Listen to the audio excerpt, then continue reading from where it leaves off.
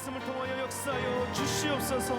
담임 목사님의 말씀이 선포되게 하여 주시옵소서.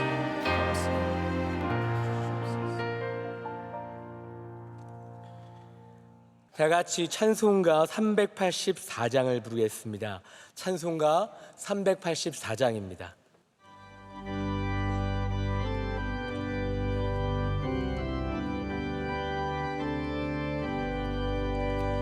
나의 갈 길 다가도록 예수 인도하시니 내 주 안에 있는 그 어찌 의심하리요. 믿음으로 사는 자는 하늘 위로 받겠네. 무슨 일을 만나든지 만사형통하리라. 무슨 일을 만나든지 만사형통하리라. 나의 갈 길 다가도록 예수 인도하시니 어려운 일 당할 때도 족한 은혜 주시네. 나는 심히 고단하고 영혼 매우 가라나.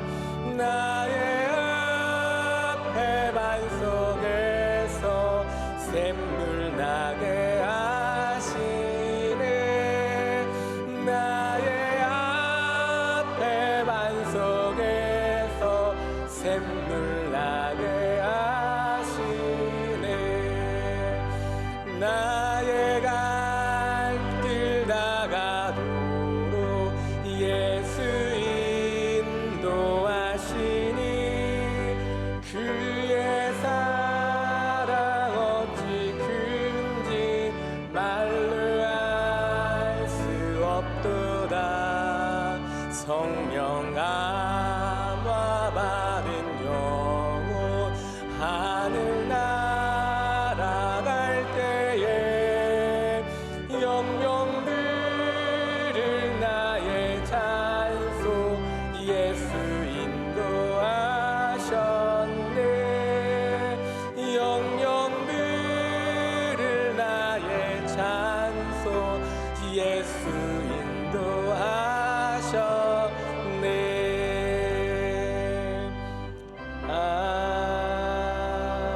아멘. 오늘 우리에게 주시는 하나님의 말씀은 구약성경 다니엘 4장 24절에서 27절까지의 말씀입니다. 구약성경 1240면에 있는 다니엘 4장 24절에서 27절까지 말씀을 저 여러분이 한 절씩 교독하고 마지막 절은 함께 읽도록 하겠습니다.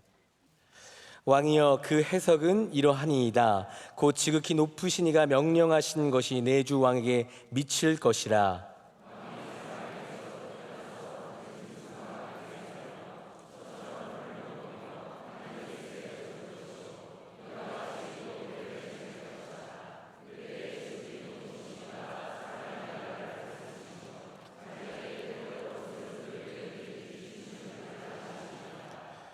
또 그들이 그 나무 뿌리에 그루터기를 남겨두라 하였은즉 하나님이 다스리시는 줄을 왕이 깨달은 후에야 왕의 나라가 견고하리이다. 그런즉 왕이여, 내가 아뢰는 것을 받으시고 공의를 행함으로 죄를 사하고 가난한 자를 긍휼히 여김으로 죄악을 사하소서. 그리하시면 왕의 평안함이 혹시 장구하리이다 하니라. 아멘.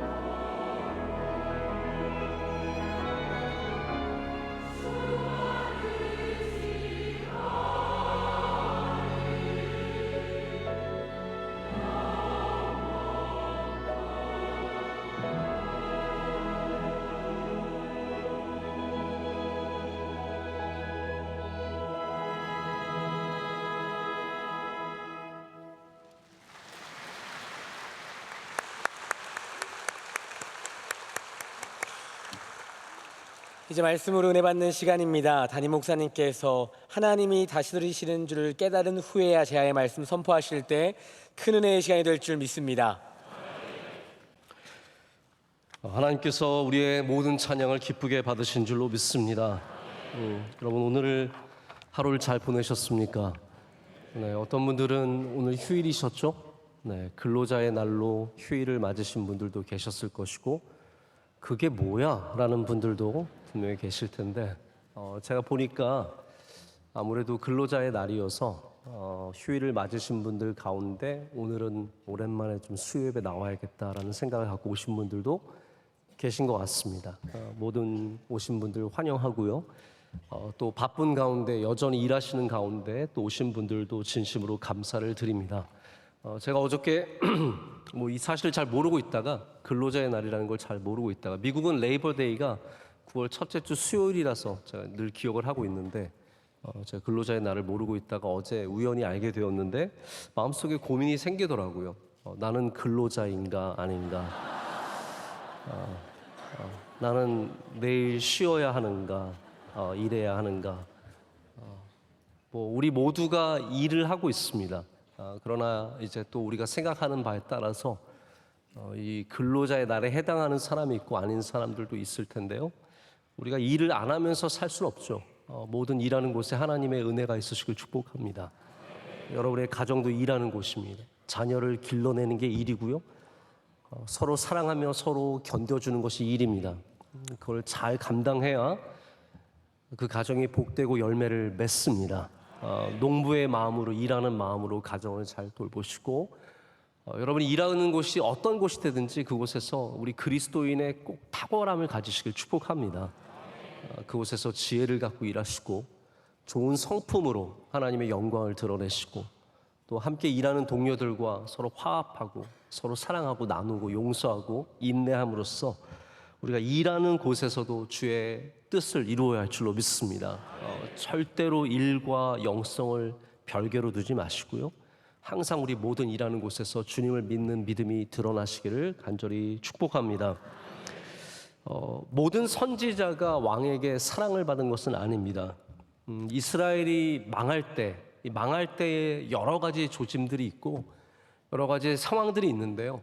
뭐 나중에 가서야 이것이 망하는 원인이 된다는 것을 생각해 볼 수는 있지만 지금 망하는 가운데 이것 때문에 망한다고 바로 깨닫는 건 쉽지 않은 것 같습니다. 그래서 어려운 거죠. 아무리 역사를 보고 배워도 나라가 그래도 망하고 기업이 그래도 망하고 개인이 그래도 망하는 것은 내게서 지금 일어나는 일이 망함의 징조인지를 잘 모르기 때문입니다.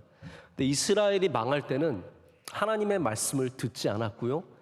그리고 주님의 종들, 선지자들을 핍박했습니다. 그들은 죽임을 당했고 구덩이에 던져졌고 뭐 어떤 사람들은 선지자들을 살리기 위해서 뭐 구덩이에 숨겨놓기도 하고 집에 숨기기도 하고 여러 뭐 이런 일들을 통해서 목숨을 건진 사람들도 있지만 참 많은 사람들이 핍박과 죽임을 당했습니다. 근데 여러분 반대로 나라가 될 때는 왕들이 선지자의 목소리에 귀를 기울였습니다. 이게 나라가 될 때입니다. 뭐 선지자를 제가 위상을 높여주는 것이 아니라 그만큼 귀가 열려 있었다는 말이고요. 소통이 됐다는 말이고요. 하나님의 음성에 관심이 있었다는 말입니다.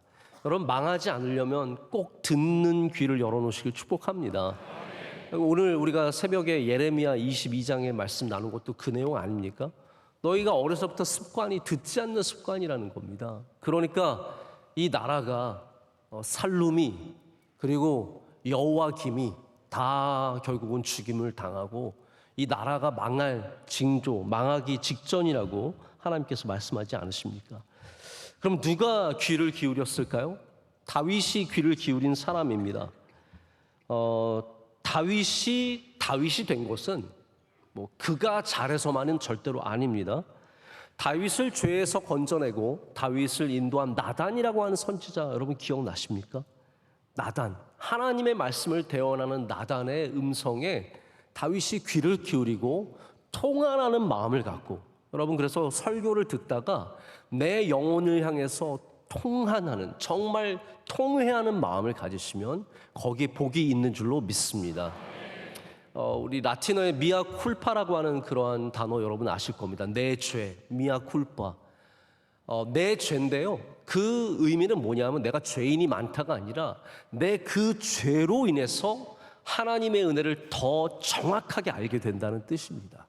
우리의 죄가 다 악하고 나쁜 것이지만 그로 인해서 우리는 또한 하나님이 어떠한 분이신지를 알게 되기 때문에 그게 복이 되기도 하는 거죠. 다윗은 그래서 이 나단이라는 선지자를 통해서 하나님을 더욱더 가깝게 알게 됩니다.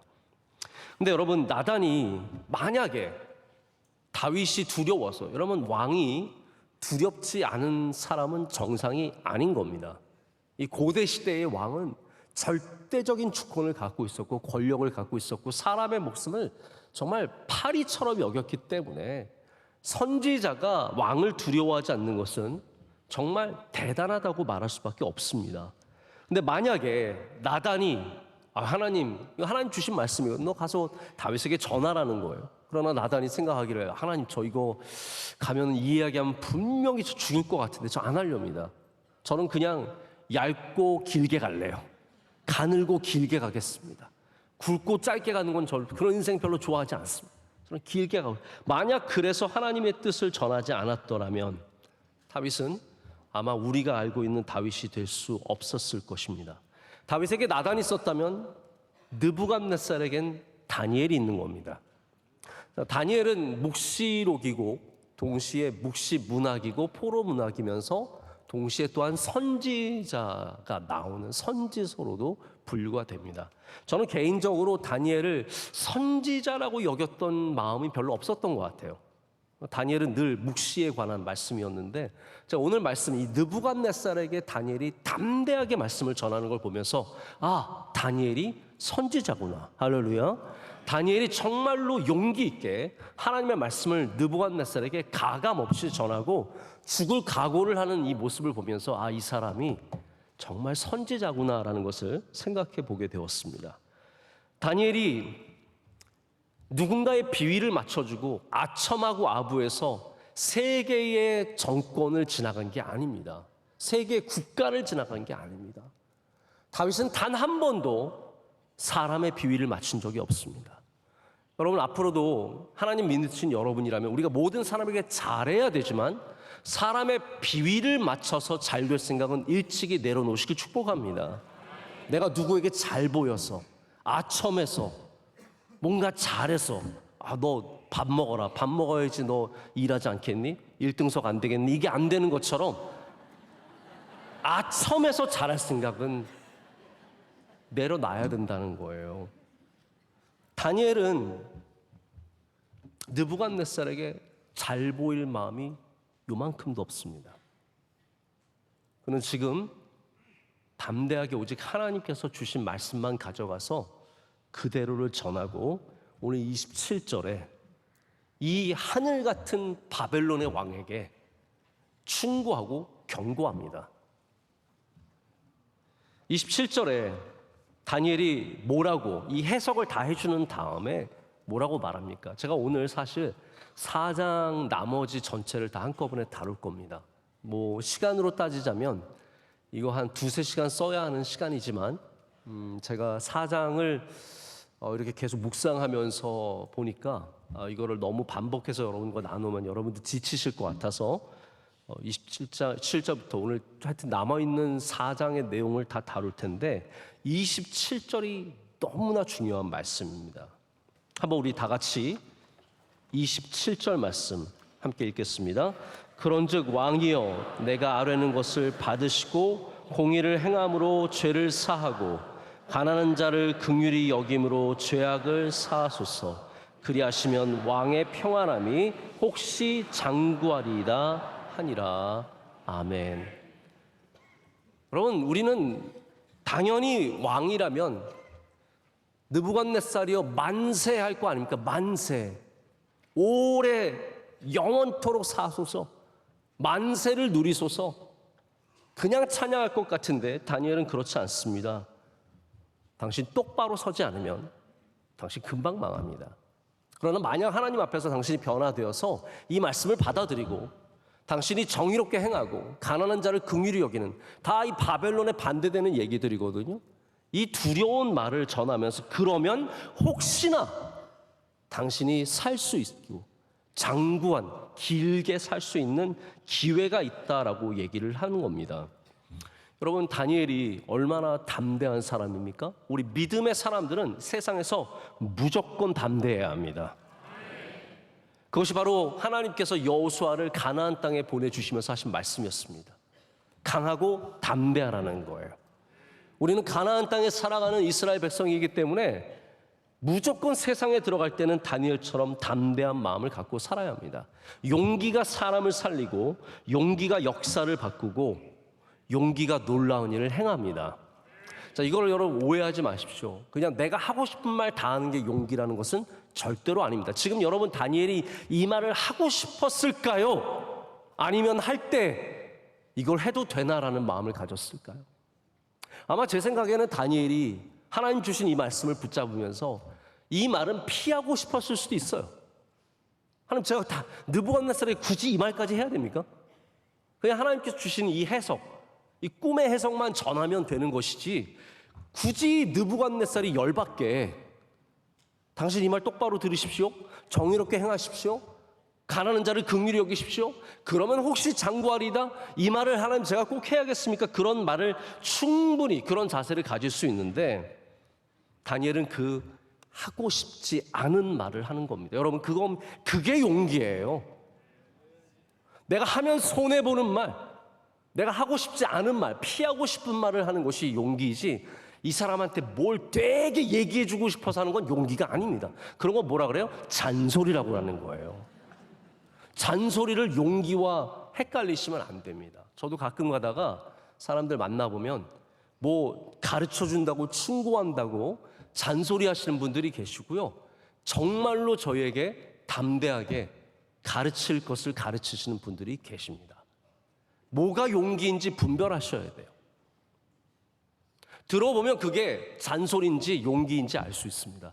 제가 예전에 새누리에서 목회할 때, 저는 아직도 그때 사건이 너무 기억이 나는데, 제가 그 당시만 해도 뭐 제가 섬기던 교회가 크지도 않고 해서 저는 예배를 마치고 나가시는 성도들한테 인사를 했어요. 위층의 분들은 인사 못하지만 그래도 밑에 층의 분들은 나가실 때 인사를 하는데, 외국에 사시는 한 어떤 목사님이, 뭐 우리 잘 아시는 목사님이에요. 저도 잘 알고, 저희 교회를 놀러 오셨어요. 한번 구경 오신 거예요. 잘하나 못하나 한번 보자. 오셔가지고 제가 이렇게 인사를 하니까 나한테 그러시는 거예요. 아, 김하나 목사, 성도들한테 그렇게 웃으면서 인사하면 안 돼. 왜요? 그랬더니 안 웃으면서 인사할 때 시험 들어. 그럼 계속 웃으면서 인사하면 되는 거 아니에요? 제가 들으면서 이거는 무슨 말씀인가? 아무리 선배님이시고 귀한 목사님이지만 제가 들을 때 이 마음속에, 물론 제가 겸손하지 않아서 그런 것도 있지만 이거는 충고라기보다는 무슨 말씀인지 제가 받아들이기가 참 어렵다는 생각을 가졌어요. 그분이 뭐 목회를 하시는 분도 아니고 그냥 이렇게 말씀하시는데 제가 굉장히 마음이 어려웠던 기억이 납니다. 여러분, 우리가 정말 삶에 바꿔야 하는 것들, 잘못된 것들, 그런 것들을 들을 수 있는 귀가 있고 그것을 말해줄 수 있는 사람이 있다면 그건 복입니다. 그러나 반대로 여러분이 용기가 있다고 하면서 잔소리만 하고 그냥 하고 싶은 말만 하고 내 눈에 거슬리는 거 그냥 그거에 대해서만 얘기한다면 그거는 차라리 안 하니만 못한 말이 될 수도 있습니다. 다니엘이 무슨 자기가 영웅이라고 지금 왕에게 이런 얘기를 하겠습니까? 사실 나단도 아까 말씀드렸다시피 자기가 하고 싶은 말을 한 게 아니에요. 하나님께서 시키셨기 때문에 죽을 각오를 갖고 목숨을 걸고 얘기하는 거죠. 다니엘도 지금 마찬가지입니다. 그런데 이 말씀을 느부갓네살이 들을까요? 안 들을까요? 자, 이게 중요한 겁니다. 제가 짐작해 보건대 느부갓네살은 이 말씀을 들었지만 듣지 않았습니다. 왜냐하면 28절부터 어떤 말씀이 시작이 되냐 하면 느부갓네살이 12개월 후에 사건이 일어나는 얘기가 나옵니다. 나 느부갓네살이 얘기를 하면서 12개월 후에 지붕을 거닐면서 바벨론 도시를 본 거죠. 바벨로니아를 보면서 이 아름다운 도시, 이 멋진 시설들, 이 어마어마한 규모의 건물들과 이 수많은 사람들과 잘 정비된 도로와 상수도와 하수도와 이 모든 것을 보라. 이거 내가 지은 거 아니냐라고 할 때 그때 하나님께서 그에게 짐승의 영을 주시는 거예요. 그래서 그가 소처럼 풀을 뜯으면서 밤이슬을 맞으면서 온몸이 젖고 독수리 깃털처럼 머리가 자라고 손톱은 짐승의 손톱처럼 자라서 피폐한 삶을 7대나 지나고 나중에 그가 하나님의 위대하심을 깨닫고 자기의 아무것도 아닌 존재임을 깨달을 때야 총명함이 돌아왔다라고 얘기합니다. 이 말은 다시 말하자면 다니엘이 이렇게 정성을 들여서 말했던 것을 12개월 동안이나 듣지 않았다는 겁니다. 여러분, 우리는 12개월의 시간이 있을까요? 장담할 수 없습니다.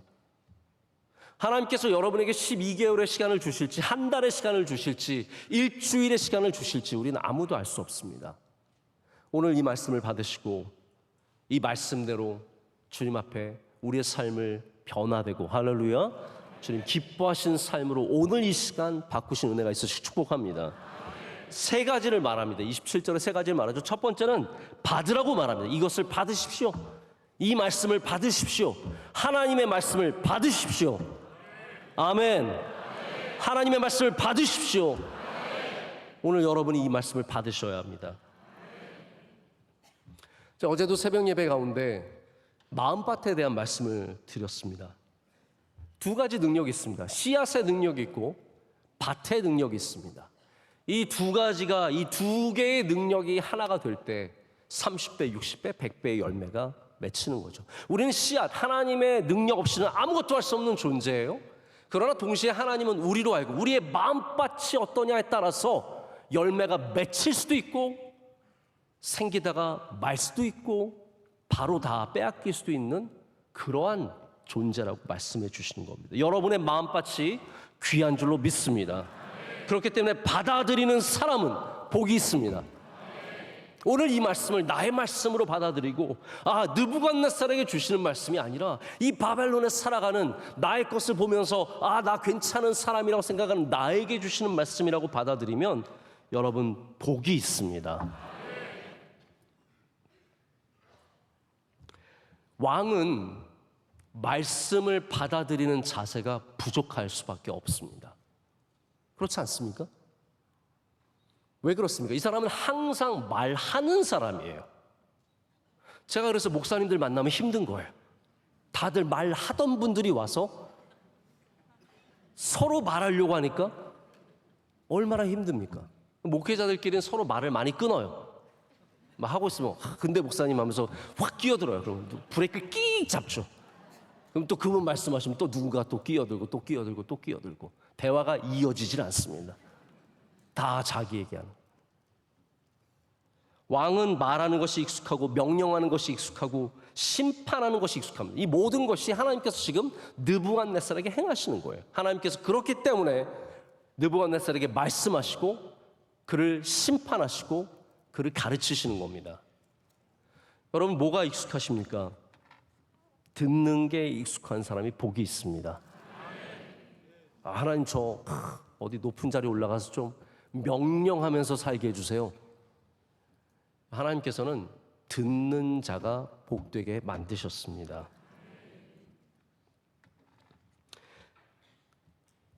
말하는 것이 익숙한 사람에게 다니엘은 지금 받으라고 말합니다. 이 말씀을 받으십시오. 지금 느부갓네살은 들어야 했고요. 하나님이 명령하신, 그가 명령했는데 이제는 하나님이 명령하셔서 저 나무를 베라고 하셨어요. 하나님의 명령을 따라야 하는 입장이고요. 그리고 마침내는 심판을 받아야 하는 입장입니다. 근데 이 말씀을 받아들이는 것이 복된 삶으로 나가는 첫 발걸음을 꼭 기억하셔야 됩니다. 여러분 아시죠? 중독자들의 모임이라는 게 있습니다.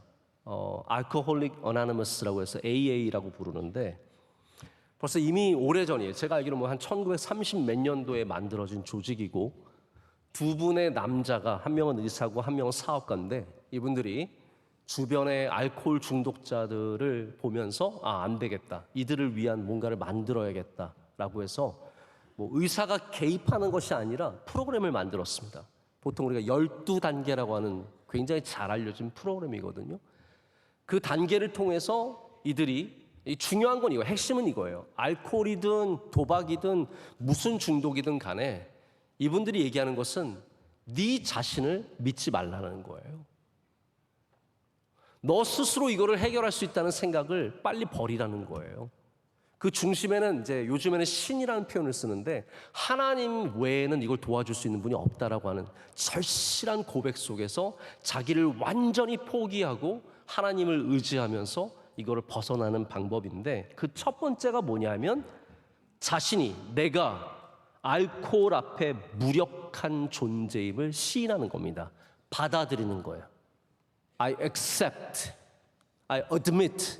내가 받아들이고 인정한다는 거죠. 내가 알코올 중독자라는 것을 인정하는 것이. 여러분 알코올 중독자들 만나보시면 아실 텐데요. 절대로 자기가 중독자라는 걸 인정 안 합니다. 도박 중독자들도 마찬가지. 무슨 중독자들도 마찬가지인데 자신이 중독자라고 생각하지 않아요. 왜냐하면 나는 며칠 동안 안 마실 수 있어 그래요. 나는 며칠 동안 안 할 수 있어. 내가 끊으려면 끊을 수 있어. 내가 조절할 수 있어. 여러분 우리의 인생 우리가 다 조절할 수 있을까요? 아니라는 겁니다. 이게 알코올의 문제만이 아닙니다. 우리 인생을 보는 입장에서 우리가 반드시 먼저 받아들여야 하는 것이 뭐냐면 내가 내 힘으로 인생을 완성시킬 수 없다라는 겁니다. 내가 내 힘으로 행복을 만들어낼 수 없다라는 것. 내 존재가 아무것도 아니라는 것을 인정하는 것이 하나님 앞에 첫 번째 자세인데 제가 C채널에 오랜만에 이렇게 보다가 회복 플러스라고 하는 프로그램이 있지 않습니까? 회복도 있고 회복 플러스도 있는데 C채널 많이 보시길 축복합니다. C채널 많이 보시고 회복 플러스 좋은 얘기들 많이 나옵니다. 여기에 이제 회복 플러스의 조연섭이라고 하는 의사분이 나오셨는데 이분이 중독자 전문가예요. 34년 동안 중독자들을 섬기고 다루고 있어요. 근데 이분이 이런 얘기를 하세요. 중독의 진짜 문제는 뭐냐 하면 생각이래요. 생각. 그러니까 지금 먹고 있느냐가 아니라 생각이라는 거예요. 그러니까 사람들이 일주일 동안 술 안 마시면 이거 보세요. 저 중독 아닙니다 하는데 중독자들의 머리에 뭐가 있냐면 다음 주엔 꼭 술 마셔야지. 집에 가면 냉장고 열어서 빨리 그 차가운 맥주를 착착 열고 마셔야지. 친구 만나면 소주 짠 해가지고 제가 너무 흉내를 잘 내서 죄송한데 마셔야지. 이거 생각을 그게 사로잡혀 있으면 이미 중독이라는 거예요. 게임 중독 그런 거 아닙니까? 게임 중독이 저 게임 지금 안 하고 있는데 오늘 어제도 안 했고 오늘도 안 했어요. 머릿속에 게임만 있어. 그 작전을 그렇게 짜가지고 거기서 죽여가지고 거기서 이렇게 해가지고 이렇게 해야 되는데 이게 사실은 중독이라는 거죠. 느부갓네살은 중독자입니다. 어떻습니까? 그는 권력에 중독되어 있고 교만에 중독되어 있고 모든 것이 자기 위주로 돌아가는 것에 중독되어 있는 힘과 물질과 능력과 권세에 중독되어 있는 사람입니다. 그래서 그는 하나님이 이 모든 일을 하신다는 것을 받아들일 수가 없는 겁니다. 여러분 오늘 이 시간 여러분이 일에 중독되어 있든지 쾌락에 중독되어 있든지 모든 것에 어느 것에 중독되어 있든지 내가 이 모든 것의 주인이 아니라 하나님이 나의 삶과 모든 것의 주인임을 고백하시길 축복합니다. 받아들여야 합니다.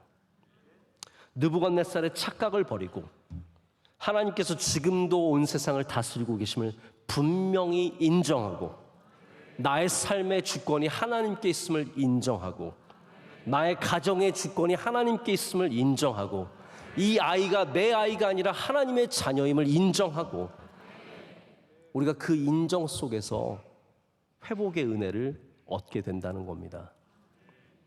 두 번째는 공의를 행함으로 죄를 사하라라고 말합니다. 하나님께서 왕을 세우시든 지도자를 세우시든 또한 패하시든 하나님의 손에 두고 계실 때 지도자가 가장 두려워해야 하는 것이 뭐냐면 하나님의 정의를 훼손하는 일입니다. 그럼 하나님께서 선지자들 통해서 계속 반복해서 주시는 메시지가 뭡니까? 너희들 정의로 오라는 거예요. 그 정의라는 것은 이웃을 향한 정의, 하나님의 뜻을 향한 정의, 세상을 향한 정의, 이웃 나라를 향한 정의, 이 모든 것들을 다 포함하는 겁니다. 제가 뭐 여기에 대해서 너무 깊이 들어갈 수는 없고요. 분명한 건 그겁니다. 단순한 개인의 죄만 생각할 것이 아니라 느부갓네살의 죄도 많겠죠. 개인이 갖고 있는 죄도 많겠죠. 하지만 그 나라가 갖고 있는 무너진 정의, 그 나라가 수많은 나라들을 먹으면서 이루었던 수많은 악한 행위들, 이런 거에 대해서 하나님께서 그것을 인정하고 하나님 앞에 정의를 바로 세움으로 사함을 받으라는 얘기입니다. 그래서 하나님께서는 여기서 이 느부갓네살이 만든 바벨론의 죄악을 드러내시는 거예요. 자, 우리 교회에도 공직에 계신 분들이 많이 계십니다. 뭐 공무원뿐만 아니라 중요한 공직에 계신 분들도 많이 계시는데, 여러분, 하나님 나라의 공직이든 세상의 공직이든 우리가 하나님의 정의를 우리의 일 속에서 실현해야 합니다. 할렐루야. 하나님의 정의를 반드시 우리의 삶 가운데서 실현하는 그러한 마음이 있어야 합니다. 하나님께서 그것을 기쁘게 여기시는 거예요. 제가 지난번에도 말씀드린 적 있지만 사무엘이랑 바울이 나름 고별 설교를 하지 않습니까? 사무엘은 분명히 고별 설교를 했고 바울 같은 경우에는 에베소 장로들을 모아놓고 굿바이 인사를 하면서 나름대로 설교를 하잖아요. 거기에 있는 공통된 얘기가 뭐냐면, 하나님, 여러분, 저는 남의 것을 빼앗은 적이 없습니다. 불의하게 재산을 모은 적이 없습니다. 제가 일하지 않으면서 돈을 벌지 않았습니다. 다 이 얘기예요. 그게 무슨 얘기입니까? 하나님이 기뻐하시는 정의를 행하면서 일했다는 거예요. 그게 목회자이든 세상에서 일하시던 사람이든 다 우리가 분명히 개혁해야 될 문제입니다. 누군가를 억울하게 하면서 돈을 빼앗아가는 것이 아니라 누군가의 멸망과 누군가의 폐함을 통해서 내가 올라가는 게 아니라 하나님께서 기뻐하시는 모습으로 열심히 일하고 수고하면서 우리가 물질을 거두고 이 세상에서 하나님의 뜻을 이룰 때 그것이 바로 하나님께서 기뻐하시는 일이 될 줄로 믿습니다. 세 번째는 뭐냐면 가난한 자를 긍휼히 여김으로 사함을 받으라고 말합니다. 저는 왕이 어떠한 방식으로 사람들을 볼지가 뭐 상상이 안 갑니다. 여러분, 우리는 왕이 돼본 적이 없잖아요. 네. 우리는 봉건주의 사회도 아니고, 우리는 왕이 없고, 왕이 돼본 적도 없고, 왕이 무슨 생각을 갖는지는 잘 모르겠습니다. 그런데 분명한 건 이겁니다. 무엇을 생각하든지 그 생각하는 것이 정치에서 드러나게 되어 있습니다. 가난한 자를 긍휼히 여기면 가난한 자를 긍휼히 여기는 정책이 만들어질 수밖에 없죠. 약자를 불쌍히 여기면 약자가 잘 되는 사회를 만들기 위해서 노력할 수밖에 없겠죠. 그러니까 우리가 어떤 마음을 갖고 있느냐에 따라서 그러한 정책들이 만들어지는 것인데, 하나님께서는 바벨론이 그렇지 않음을 너무나 잘 아셨습니다. 바벨론은 가난한 자들이 굶어 죽어가는 나라였고, 사람들이 고난을 당하고 핍박을 당하고 어려움을 당해도 그들을 구제해 줄 만한 법, 제도 자체가 없었던 겁니다. 여러분, 하나님의 법칙이 무엇입니까? 율법을 보십시오. 밭 귀퉁이를 추수하지 말라고 하잖아요. 거기는 고아와 과부와 나그네를 위해서 남겨, 이게 하나님의 정의예요. 가난한 자, 왜냐하면 하나님은 그들이 마음에 늘 있으니까 추수할 때도 이 주인만 생각하시는 것이 아니라 가난한 자를 생각하시는 거예요. 할렐루야. 그게 하나님의 마음 아니겠습니까? 그 마음이 없으면 절대로 그런 정책이, 율법이 하나님에게서 나올 수가 없는 거죠. 근데 하나님은 늘 가난한 자를 불쌍히 여기시니까, 고아와 과부를, 나그네를 불쌍히 여기시니까 그들을 향한 율법이 계속 나오는 거예요. 구체적으로 나옵니다.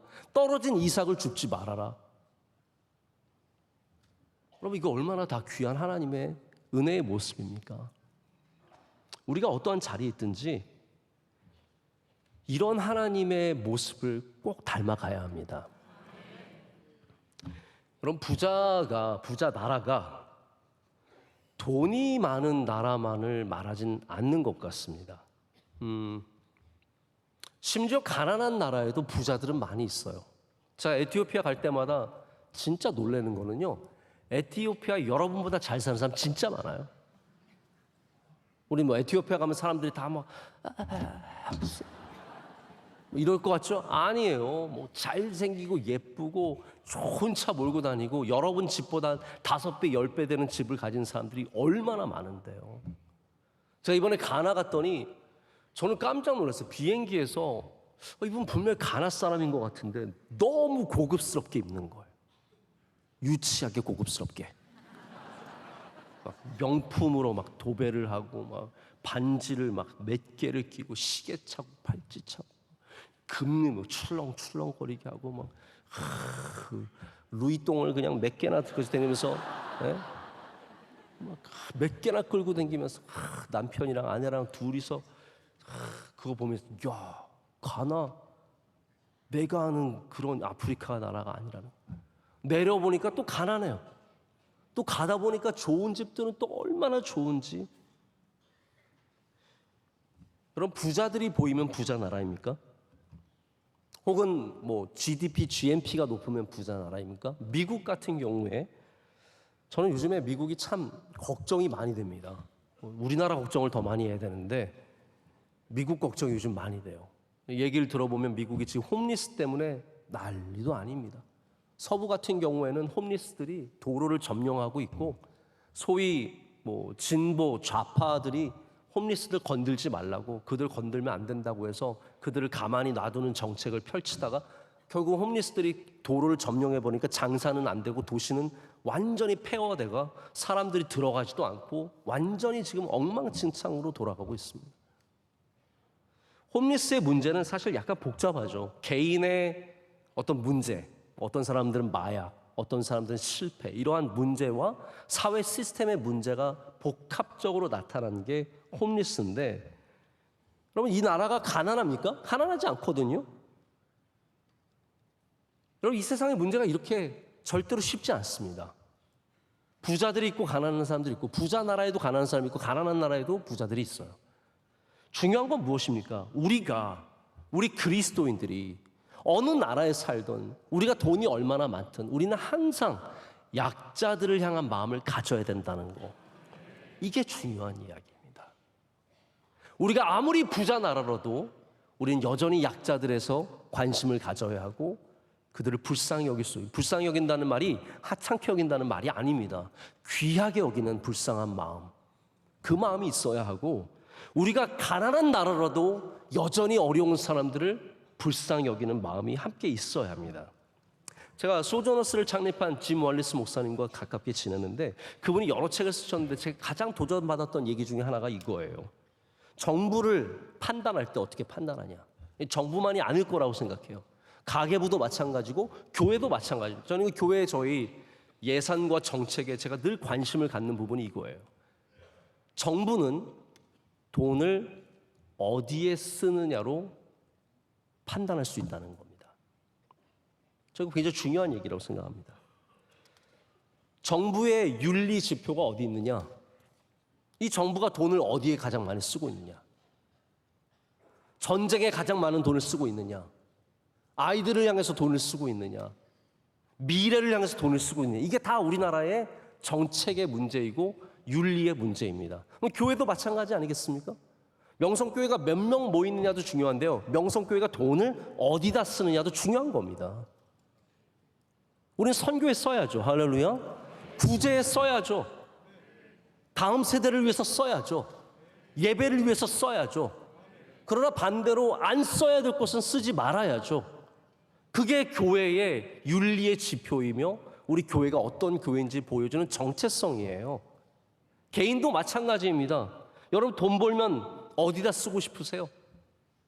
뭐 젊은 사람들은 다 뻔하죠. 젊은 사람들은 다 차 사고 싶어 하고 그리고 가정을 이루신 분들은 다 집 사고 싶어 하고 더 큰 집으로 가고 싶어 하고 여러분 그리스도인으로서 바른 곳에 쓰시길 축복합니다. 그게 여러분의 그리스도인의 정체성이 되는 겁니다. 느부갓네살이 가난한 사람에게 관심이 있었을까요? 없었다는 겁니다.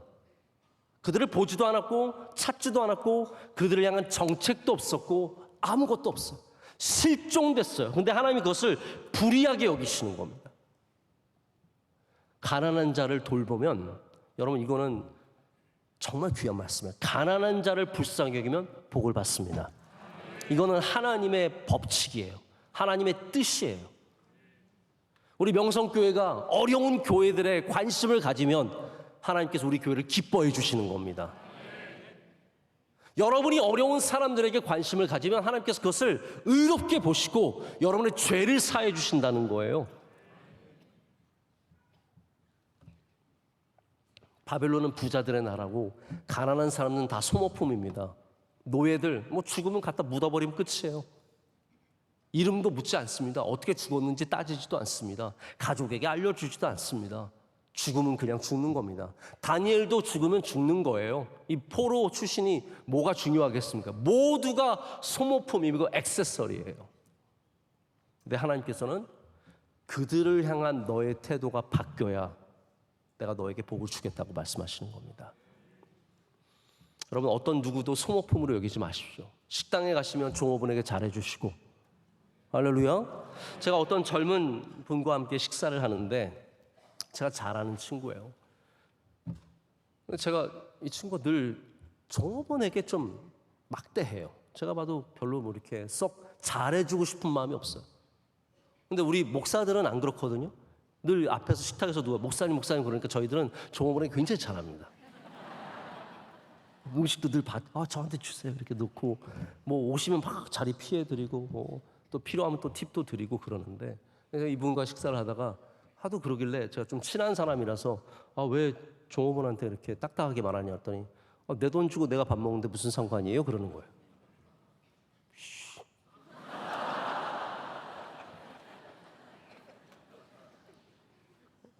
참 기가 막혀서, 제가 너무 기가 막혀서,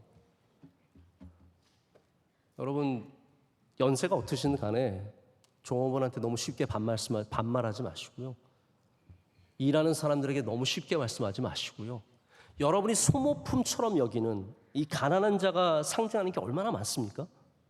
나에게 아무것도 아닌 존재들, 나와 아무 상관없는 존재들이에요. 가난한 사람이 여러분과 무슨 상관이에요? 세상의 고아들이 여러분과 무슨 상관입니까? 우리나라의 다문화 가정에서 뭔가 소외된 사람이 여러분과 무슨 상관입니까? 근데 하나님은 다 상관이 있다고 말씀하시는 거예요. 그들에게 잘할 때 여러분이 복을 받습니다. 여러분의 자녀들이 복을 받습니다. 이거는 확실합니다. 우리 원로 목사님은요, 이거 언제 다 얘기하려고 이걸 시작했는지 모르겠는데, 우리 원로 목사님은 밖에 나가서 전혀 모르는 사람들한테 굉장히 잘하십니다. 아는 사람들한테는 대충 하시는데 모르는 사람들한테는 정말 잘하십니다.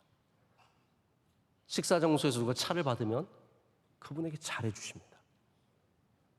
누가 식사를 가지고 와서 나르고 있으면 잘해주십니다. 우리 힘들게 하는 사람들한테도 잘해주십니다. 막 윗집에 좀 말씀드리기가 죄송하지만 알코올 중독 여자분이 사셨어요. 이분이 자꾸 내려와서 발로 우리 집을 차고 힘들게 했어요. 저는 너무 기가 막혀서, 뭐 저희도 몰라요. 김하나 나오라 그래 막 그러고 술 취하고서 와서 별의별 얘기를 다 하시고, 필사리도 오라 그래 막 그러고 막 정말 그런 분이 계셨어요. 저는 너무 기가 막혀서, 저는 또 이게 어린 마음에 막 뭐 이런 사람이 다 싸우려고 그러는데 저희 아버지가 그럼 안 된다 괜찮다 그 문을 두드리고 그런 걸 그냥 다 참고 사셨어요. 가난한 사람 얘기하다 여기까지 왔는데, 여러분 이웃을 대하는 태도가 귀합니다. 하나님께서 그것을 보십니다. 바벨론은 얼마나 악하게 이웃을 대했습니까? 가서 쳐 죽이고 그들의 것을 다 빼앗아가고 다 불사르고 다 죽이고, 하나님께서 그것을 기쁘게 여기지 않으시는 거죠. 그래서 느부갓네살이 결국 하나님께 훈련을 받습니다. 이제 4장은 느부갓네살이 고백하는 자기 이야기인데요. 28절부터 자기 이야기를 합니다. 또 12달을 하나님께서 기다리셨다가 하나님께서 회복을 기다리셨던 것 같아요. 느부갓네살이 돌아오기를. 지금 여기 중요한 말씀을 전해줬잖아요. 받아들여라. 정의를 이루어라.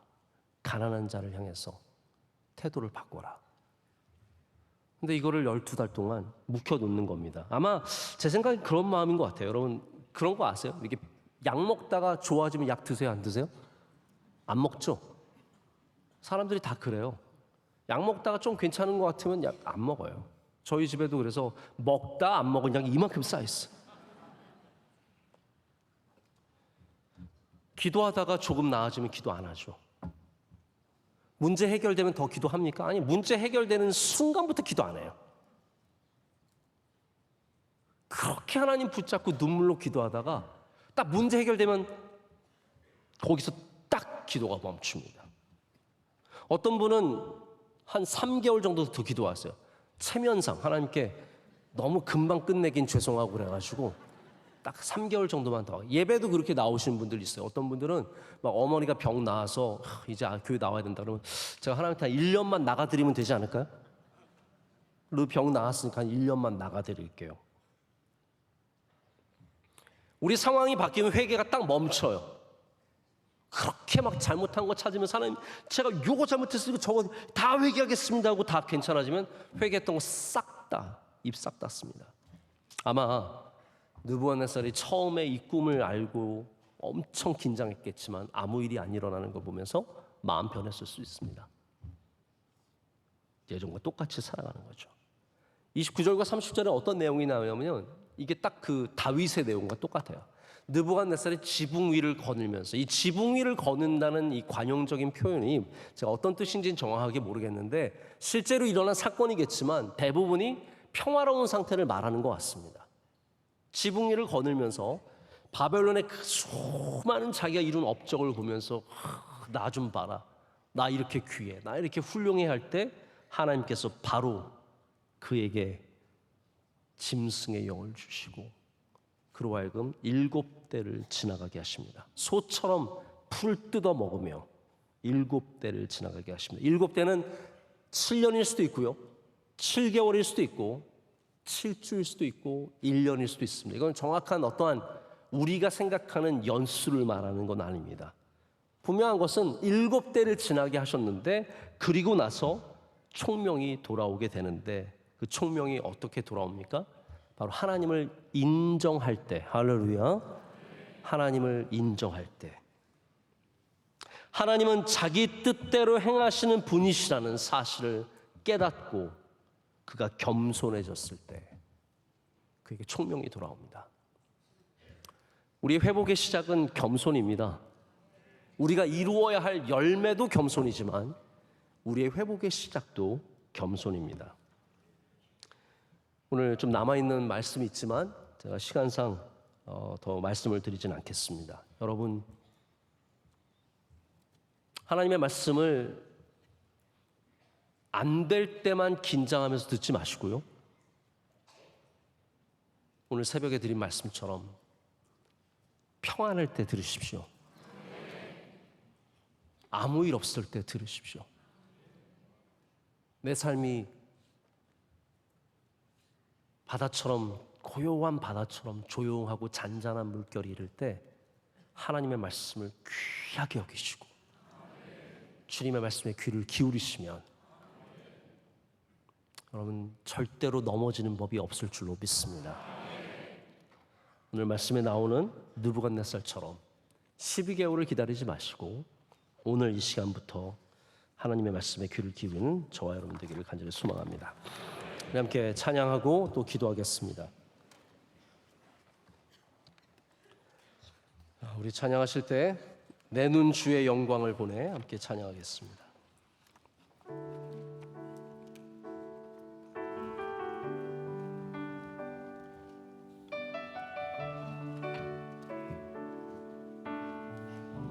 내 눈 주의 영광을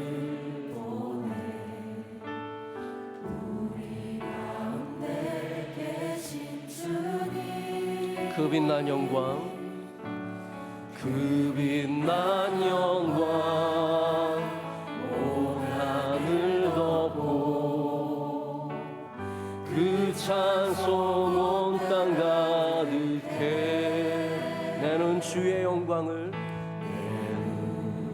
주의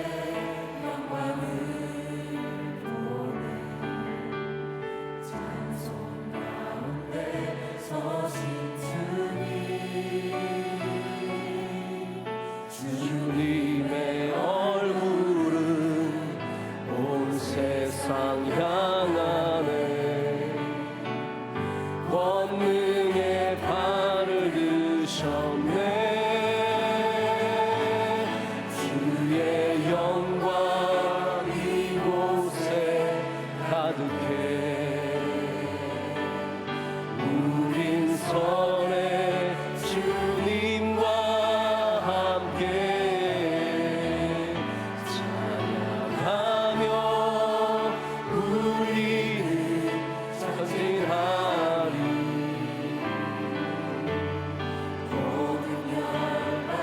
다시 처음부터 하겠습니다. 하나님 더 높여서 하겠습니다. 내 눈 주의 영광을 보내 주의 영광을 보내 우리 가운데 계신 주님 그 빛난 영광 온 하늘 덮고 그 찬송 온 땅 가득해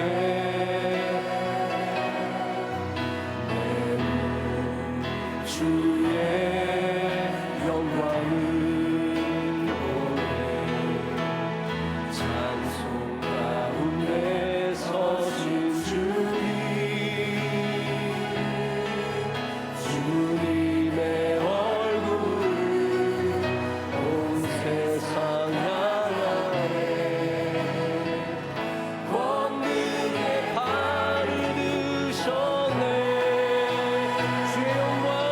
주의 영광 이곳에 가득해 우린 선해 주님과 함께 찬양하며 우리는 전진하리 모든 열방 주 볼 때까지 이제는 우리 주 예수 그리스도의 크신 은혜와 하나님 아버지의 영원하신 사랑과 성령님의 함께하심이 주의 말씀을 붙잡고 듣는 귀를 열며 하나님께서 기뻐하시는 삶으로 나가는 겸손한 주의 종들에게 이제로부터 영원토록 함께하시기를 축원하옵나이다. 아멘.